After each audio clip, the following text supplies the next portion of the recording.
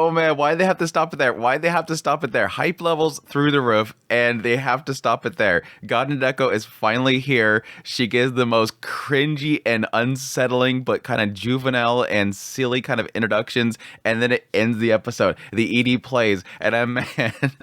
Honestly thought if people watched my previous episode impressions, I really thought this was going to be the last episode. I was kind of trying to gauge how many episodes each arc would be, and I kind of felt like this would be the last one, but no, apparently we still have at least another episode, maybe. I don't know. Maybe it can keep going.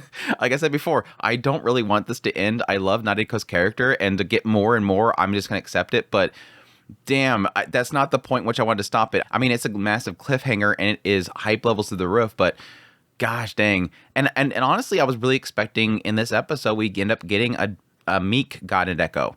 And I think, I guess it makes sense that they didn't go that route. And they could still, because again, there's still technically a whole bunch of them. So I guess they technically still could do that, like ascend one of them during the fight. But damn, I guess obviously we're kind of leaning as well towards the idea of possibly Wrath Nadeko being done in a way that is perfection. Because this episode ended up turning into a solidification of something that has been building over time. It seemed pretty obvious from the very start. This is a self-reflection story. This whole thing is about Nadeko herself sort of accepting herself, accepting what she once was, stains and all. And I think that was all kind of cemented the moment that she didn't bring her out, but the Florina Nadeko pops up out of nowhere, and she saves her, but at the same time criticizes her. And this is like I guess a realization point for her that, yeah, I kind of did things wrong. She said, I wish you drew me cuter. You're not very good at the shoes. You should focus more attention on the shoes. Did you expect me to follow your wishes when you called me Florina Nadeko? Like all these things that she's criticizing what Nadeko did when she first drew her and created her. Because if you think about it, she was basically drawing herself and naming herself in a way that was insulting. She was insulting her old self. That's like Meek Nadeko. It's basically saying that I have a problem. This is the faulty me. This is the incorrect me. This one over here, the Wrath one, she's violent. That's the wrong one. And I think that acceptance of what she once was, and I mean, technically that's what Ononoki says when they're talking about the idea of trying this again, giving this another shot, not giving up. Yes, technically they could just pass it over to, I don't know, Gain or something to handle. Yes, she could have gone to, Kishot, have Kishot handle the whole thing. But that might bring Araragi into the picture. There's all these other options, but she is technically giving Nadeko that chance to fix what she did wrong. And that leads into, okay, self-reflection. What did I do wrong? And yeah, I think technically Florina Nadeko pretty much laid it out very well for her. Saved her life. Now they kind of claim the idea that because she sealed them away, she's able to control them. That answers that question from the previous episode. She is able to control, but they still can technically turn coat. There's still that fear. But I think that brief little conversation that she had with Florina Nadeko, there was an understanding there, and she's using that understanding to essentially help with when she does summon Wrath Nadeko. Yeah, before they go to face off against God Nadeko, what does she say? Yeah, I remember the way that she got her hair cut. Tsukihei cut her hair. What if I cut her hair in the way that it more matches what I currently have? What I think is good now. Here, I drew her in a way that frustrated me. That's what set me off. So why would I draw myself that way when that's literally what made me angry? That's what made me into Wrath Nadeko, was that cutting of that veil that I had, that curtain that was blocking me, and it's not good. And again, like Florina Nadeko said, draw me cuter next time. Give me some cute clothes. The clothes you're wearing are cute. Give me something good. Love yourself. I think it's what the final statement is there. Love yourself. Draw me like you love me, like you love yourself. And so when it comes to Wrath, I think that's going to end up being reason why Wrath will end up actually helping Nadeko. Because it's very hard to believe that Wrath Nadeko is going to help her at all because it was extremely violent. Now, granted, Florina Nadeko wasn't violent. She was technically, musing the crowd, getting everybody in the classroom to love her. She was becoming a star, an idol. But it wasn't like they had a nasty fight. She did say some nasty things before she got sealed away. But I can see Wrath, who was literally trying to kill her in fear of her controlling her, she's going to have to do more. And that is, I think, going to come into the self-reflection that is kind of imposed upon her. I need to draw her in a way that respects myself. I'm going to give her a cute haircut. I'm going to make her haircut just like mine that I have accepted.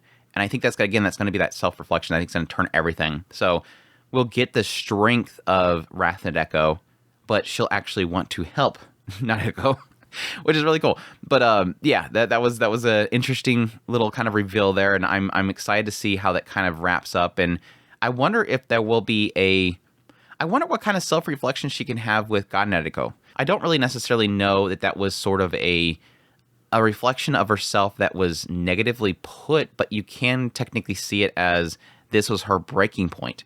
This is the point where she went to the furthest before, Kaiki showed up and whatnot and showed her that she can seek her dreams and not be afraid of it and all that kind of stuff. So that'll be interesting. And I don't know that there would be anything that comes from that, but there is going to be something. There has to be something of a realization for her that she did something wrong, that she perceived herself in an incorrect way. God Nadeko is sort of an oddity. It's sort of an oddity where she does kind of ascend to some sort of deity. So, but yeah, the rest of the episode, I kind of just jumped right into the whole discussion that pretty much encompasses the entire freaking episode, so it's kind of hard for me to figure out exactly what I haven't covered. But yeah, beginning segment was decent. That idea of kind of accepting yourself, trying to kind of self-reflection, Ononoki kind of giving her a second shot here, them traveling over the bookstore. I hate it. I never liked in the previous seasons the whole like generic copy and paste CGI cars. And the moment they went in that parking lot, I'm like, oh no, it's the return of the CGI parking lots. I always hate the stupid CGI cars and the copy paste, which, I mean, what are you going to do with that whole situation? But still, it's still something I never liked. And they're doing it again here. But now when they go into the bookstore, yeah, they kind of pointed out the idea that the Meek Nadeko has sort of a skill that allows her to sort of make the area itself push people away. And she assumes that that's probably the reason why she never got stopped by police officers or anything like that, that they're technically subconsciously pushing people away. But now when Nadeko actually confronts the Meek Nadeko that's actually down there, it was interesting that she kept saying that there was something off about the situation. And I wonder if that's an element of her almost sensing that this is not the only of them, that there is literally like 100 of them. They're talking about they just photocopy, like just put it through a photocopy printer and just have it like just print a whole bunch of them out. Never thought that was actually something you could do. But now when the bookshelves kind of fall on her, there was like a brief moment of her kind of realizing that her life is over. And she never thought this would be the way that she'd go. Like, you can choose multiple ways of going, and it might not actually work out. But kind of a realization that even though it's harder to kind of choose your end, you can sort of choose your now. And it kind of turned it into an idea of her wanting to have done better to connect with people. She says that she kind of wishes that she could have fought with more people and get to know them more. And she specifically is pointing out people like Senjugahara and Kishot or Shinobu. So I wonder if that'll turn to one of those things that after this whole situation ends, she immediately like maybe just gives Senjugahara a call or something like that and says, hey, let's talk or whatever. Because she's always kind of been extremely afraid of that kind of stuff. And it goes to her character. She never really wanted to connect to a lot of people. She was very kind of closed in, not communicating much or giving in too much and not connecting to people properly.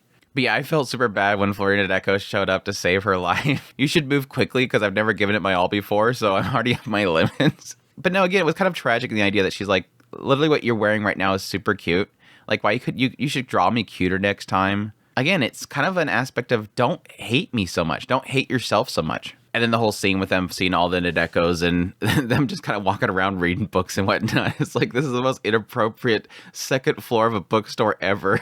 Like the cameras hopefully are not catching all this stuff and they're trying to figure out what the hell happened in this room. But no, the other weird thing that happens is that, yeah, Ononoki uses the unlimited rule books, takes out everything, makes a joke about making that comment, or at least phrasing it that way again. And the moment that God Nadeko shows up, she kind of swirls around and then the color palette changes. And I'm not sure exactly what that might be implying. If it could just be an artistic choice, the idea that the room itself kind of turns more reddish or darkish, and then her outfit turns to red. It could just be a symbolism of blood or whatever, the idea of her turning even more evil or whatever. But I'll be curious if there's an actual explanation as to her herself changing her outfit. But yeah, like I said earlier, just super hype level for her kind of showing up and just how twisted she sounds.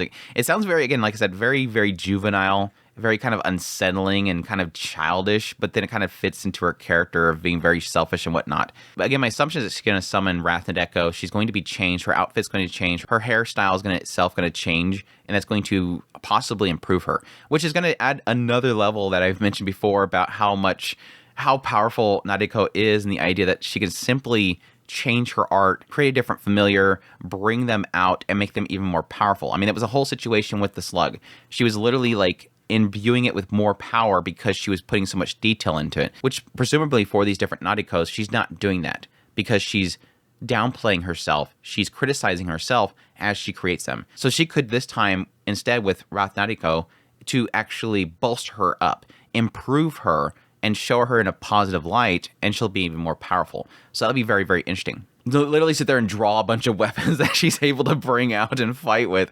I don't know, draw Kiss Shot's weapon or something like that. That'd be very interesting. But now, anyhow, I'm looking forward to episode 6. Really freaking hype episode. I'm probably going to be just watching the clock next week coming around. So anyhow, that's my thoughts on episode 5 of Monogatari series off-season, monster season. Hope you guys enjoyed this video. As always, if you did, hit that like button down below. Comment. Let me know if you like the episode. I just, if you're new to the channel, make sure to subscribe before you leave. If you want to support the channel, I have links in the description below. Greatly appreciate what it does. Until next time, y'all take care.